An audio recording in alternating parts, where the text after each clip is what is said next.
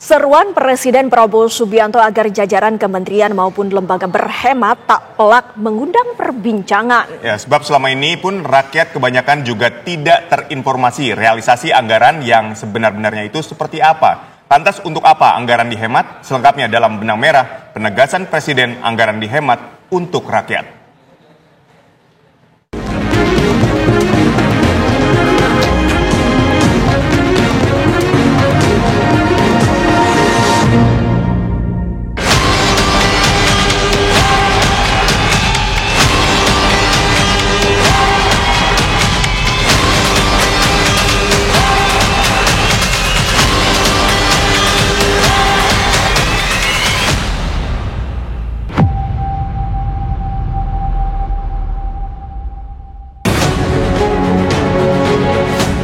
Presiden Prabowo Subianto begitu semangat setiap kali menyerukan penghematan anggaran dalam berbagai kesempatan. Target penghematan yang dicanangkan memang tidak main-main. Angka dipatok mencapai 306,69 triliun rupiah dari total anggaran belanja negara 2025 sebesar 3.621,3 triliun rupiah.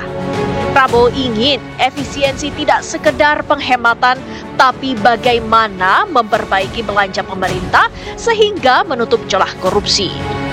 Prabowo gusar lantaran tingkat korupsi di Republik ini sudah pada tingkat mengkhawatirkan.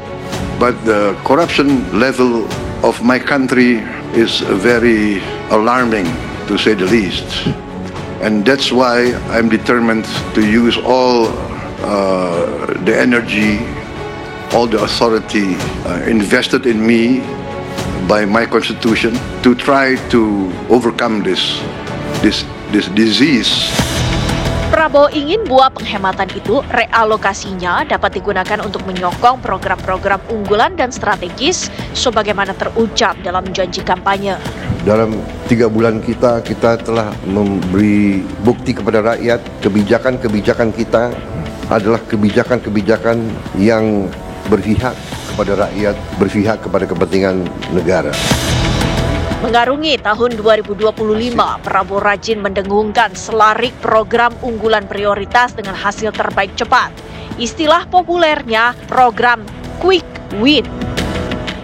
Ada 8 program yang dikebut tahun ini. Total anggarannya disebut-sebut lebih dari 100 triliun rupiah. Program makan bergizi gratis adalah salah satunya. Alokasi anggaran MBG hingga pertengahan tahun ini menyentuh 71 triliun rupiah dengan target awal 3 juta penerima manfaat. Jumlah penerima manfaat ini akan bertambah secara bertahap serta anggarannya berjalan. Alhamdulillah kita telah luncurkan tanggal 6 Januari yang lalu, sampai sekarang berhasil melayani 650.000 anak-anak kita di 31 provinsi. Ini berkat kerja keras banyak pihak. Dan untuk Januari sampai April 2025, program ini sasarannya adalah 3 juta anak. Bulan April sampai Agustus 2025 akan menuju 6 juta anak.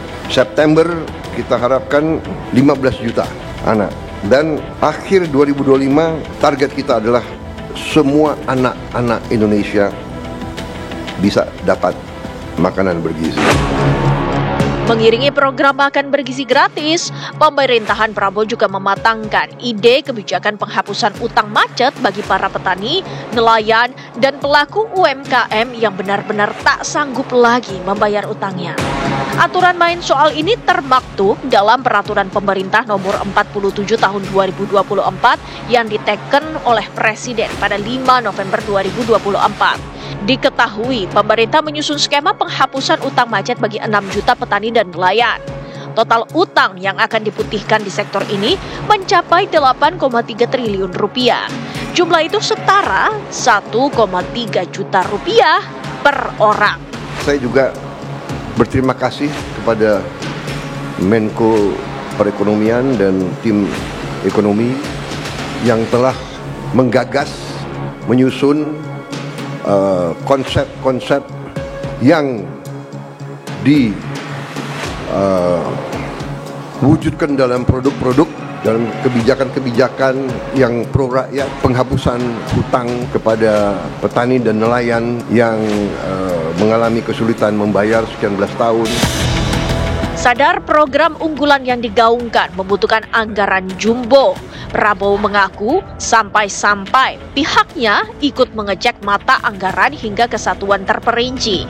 Selain dukungan anggaran yang kokoh, realisasi program unggulan juga memerlukan soliditas dan loyalitas jajaran pemerintahan Prabowo. Jadi saya katakan benar-benar bahwa saya sangat serius dalam hal ini. Saya minta loyalitas semua menteri, semua kepala badan untuk patuh dalam hal ini, dan saya terima kasih kepada tim keuangan yang telah menjalankan penyisiran, kajian terhadap anggaran sampai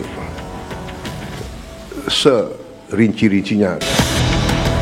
Nyaring gaung efisiensi rupanya tak luput dari polemik tatkala isu pemutusan hubungan kerja di sejumlah instansi mengemuka.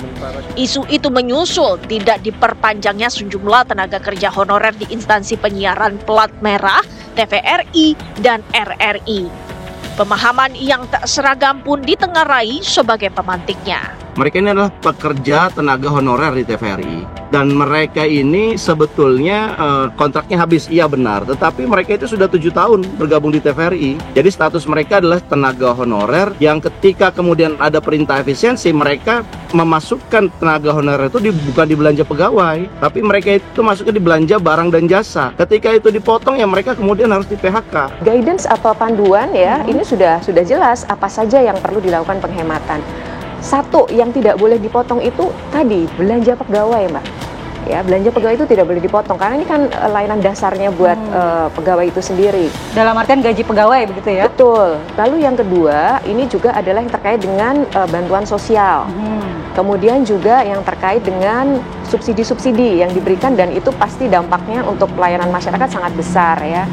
Jadi hal-hal ini tidak boleh dilakukan pemotongan. Prabowo tentu mahfum, kebijakan efisiensi yang diusungnya tak selalu diartikan selaras.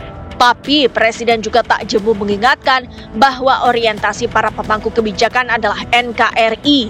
Orientasi kita pertama untuk negara. Kita memang ada yang berasal dari partai politik, ada yang berasal dari organisasi kemasyarakatan dan sebagainya. Tapi begitu kita sudah disumpah, begitu kita menjabat sebagai pejabat negara, orientasi kita, kepentingan kita adalah untuk negara. Presiden Prabowo Subianto bersungguh-sungguh menggalakkan efisiensi di banyak sektor. Selain memangkas anggaran kegiatan seremonial dan perjalanan dinas, sederet budget fantastis di pos-pos non-strategis juga dikikis hingga lebih dari separuhnya.